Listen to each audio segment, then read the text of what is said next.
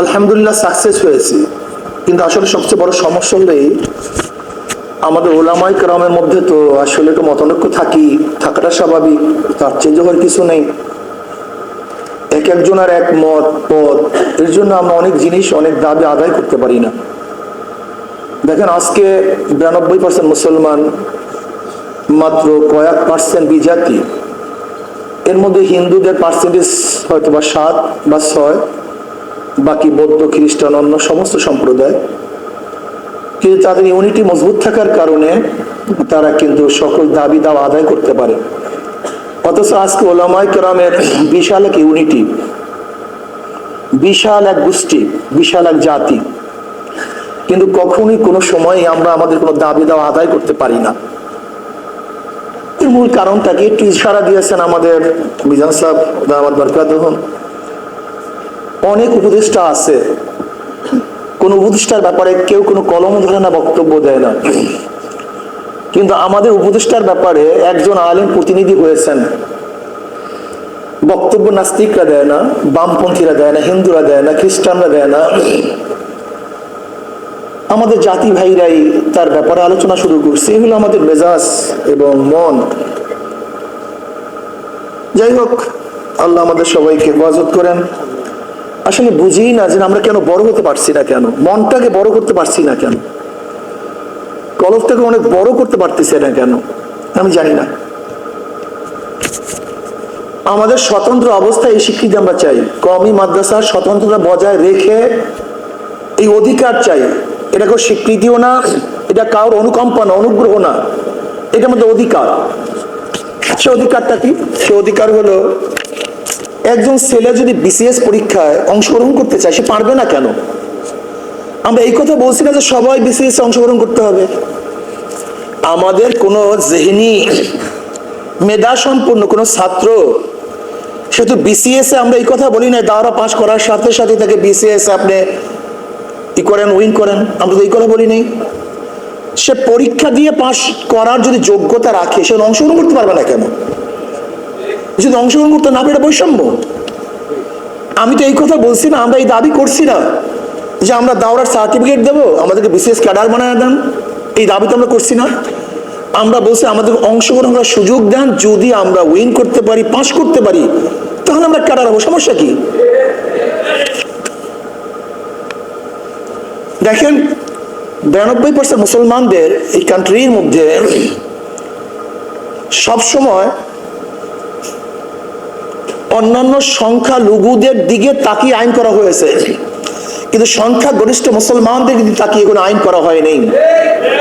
আপনি দেখুন, আজকে যখনই আমরা উচ্চারণ করি, কি বলি? মুসলমান, হিন্দু, খ্রিস্টান সবাই সম্মিলিত দেশ। এটা শুভঙ্করের ফাঁকি। মুসলিম, হিন্দু, বৌদ্ধ, খ্রিস্টান সবাই সম্মিলিত দেশ। যখনই আমি একই সাথে উল্লেখ করি, তখন সবাই সমান হয়ে যায়, কিন্তু পার্সেন্টেজের খবর থাকে না। এখানে 92% মুসলমান, আদার্স মাত্র 8%। কিন্তু যখন আমরা আলোচনা করি, তখন আলোচনা করি মুসলমান, হিন্দু, বৌদ্ধ, খ্রিস্টান, কিন্তু আমাদের বৃহত্তর পার্সেন্টেজ এই খেয়াল আমাদের কাউ থাকে না। এই কারণে মুসলমানরা কোনো তাদের ব্যক্তিগত, সামাজিক, তাদের নৈতিক কোনো কিছু বাস্তবায়ন করতে পারে না। এর জন্য দেখবেন যে ধর্মনিরপেক্ষবাদ দেশ হিসাবে প্রত্যেক শিক্ষার মধ্যে, শিক্ষা সমাজের মধ্যে, শিক্ষা লর মধ্যে শুধু ধর্মনিরপেক্ষবাদ ঢুকানো হয়েছে, সেখানে মুসলমানদের নৈতিকতা শিক্ষার কোনো ব্যবস্থা করা হয়নি। এর জন্য আমরা চাই প্রত্যেকটা শিক্ষাঙ্গনে মুসলমানদের নৈতিক শিক্ষা দিতে হবে।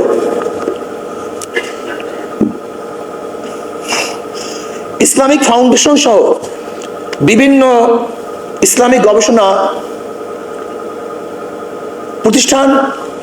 প্রতিষ্ঠানে আমাদের নিয়োগ দিতে হবে।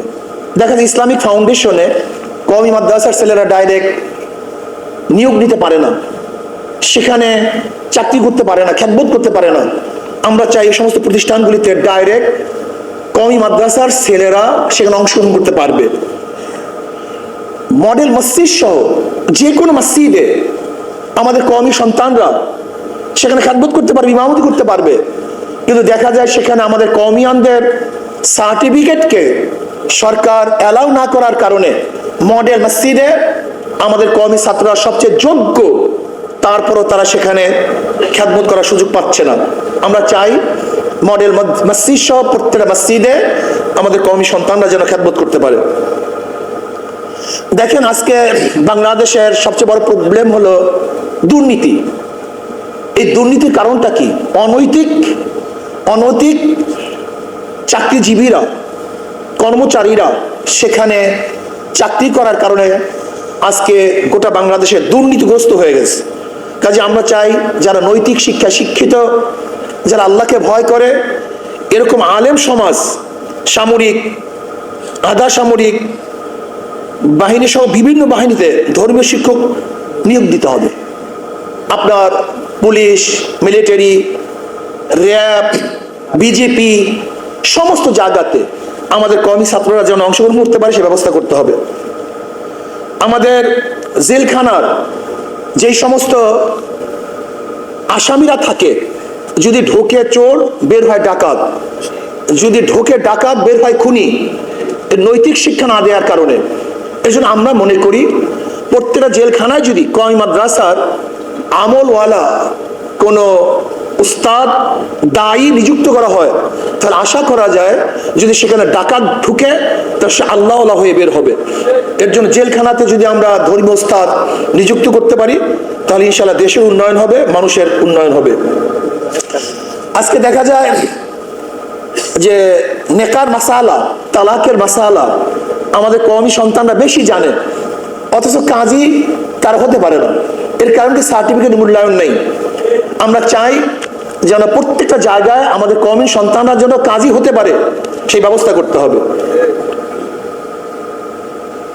এছাড়া বিভিন্ন সরকারি বেসরকারি যে শিক্ষা প্রতিষ্ঠানগুলি আছে, সেই শিক্ষা প্রতিষ্ঠানগুলিতে ইসলামিক স্টাডিজের অবশ্যই সাবজেক্ট রাখতে হবে এবং ইসলামিক স্টাডিজ ছাত্ররা তারা যেন এমফিল করতে পারে, ডক্টরেট করতে পারে এবং তারা বিসিএস ক্যাডার হতে পারে, এই ব্যবস্থা অবশ্যই সরকারকে গ্রহণ করতে হবে। যদি এগুলি গ্রহণ না করা হয় তাহলে আমরা বলবো আমাদের সাথে বৈষম্য করা হচ্ছে। কাজে আসুন আমরা সমৃদ্ধভাবে কওমি মাদ্রাসার স্বতন্ত্রতাকে ঠিক রেখে এবং সক্রিয়তাকে বজায় রেখে আমরা এই সমস্ত দাবি সরকারের কাছে আদায় করতে রাখতেছি, যেন সরকার আমাদের এই দাবিকে মূল্যায়ন করেন এবং এই দাবি অনুযায়ী তিনি সংসদের মধ্যে হোক বা তার যেখানে আইন পাশ করার প্রয়োজন হোক সেখানে আইন পাশ করে আমাদের বিষয়ে বিদিত করবে, এই আশাবাদ ব্যক্ত করি আজকে আমার বক্তব্য শেষ করছি। আমা আলাইনা ইল্লাল বালাগ। اللهم آمين. ربنا ظلمنا أنفسنا وإن لم تغفر لنا وترحمنا لنكونن من الخاسرين.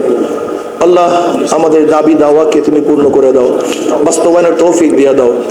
ইয়া আল্লাহ আমাদের কওমি মাদ্রাসার সবাইকে, সমস্ত উলামায়ে কেরামকে, বাংলাদেশের প্রত্যেকটা নাগরিককে তুমি হেফাজত করো, এই দেশকে হেফাজত করো, তোমার জমিনে তোমার হুকুমত, ইসলাম হুকুমত কায়েম করো। ইসলাম হুকুমতের জন্য সাহাবায়ে কেরামদের নমুনা হিসেবে জদ্দোজাহাদ করার তৌফিক দিয়ে দাও। আজকে যারা সেমিনার করছেন, আয়োজন করছেন, মাঝে আসছেন, সবাইকে তুমি কবুল করে নাও। রব্বির হামহুমা কামা রব্বায়ানি সগীরা। সাল্লাল্লাহু তাআলা আলা খায়রি খালকি।